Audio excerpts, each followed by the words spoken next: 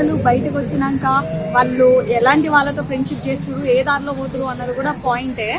So అవి కూడా ఒకసారి చెక్ చేసుకోవాలి పేరెంట్స్, ప్రతిదీ గమనించుకుంటూ ప్రతిదీ పిల్లల్ని అంటే వాళ్ళతో కూడా కొంచెం కమ్యూనికేషన్ ర్యాపో అనేది మంచిగా పెంచుకొని ఒక దారిలో ఉంటే ఓకే, లేకపోతే కనుక సంకనాగిపోతారు. ఇలాంటివే జరుగుతూ ఉంటాయి. ఒక మొగుడు కాదు కదా, ఇద్దరు కాదు కదా, ముగ్గురు కాదు కదా, ఇట్లా 100 మందినైనా చంపుకుంటూ పోతూనే ఉంటారు. ఆడోళ్ళ రాజ్యం నడుస్తుంది కాబట్టి అట్లనే జరుగుతుంది. అబ్బాయిలందరూ జాగ్రత్త. ఇది తగ్గాలంటే ఏం చేయాలంటే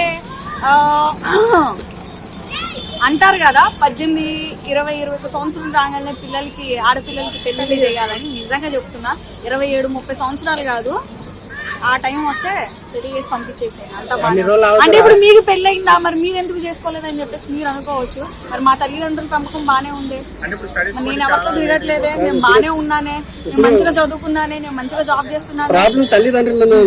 ప్రాబ్లం తల్లిదండ్రుల్లో లేదండి, పెంపకంలో బానే ఉంది. కానీ సొసైటీలో ఉందంటారు, తిరిగి సొసైటీ. సో ఓకేనా, చాలా ఓకే.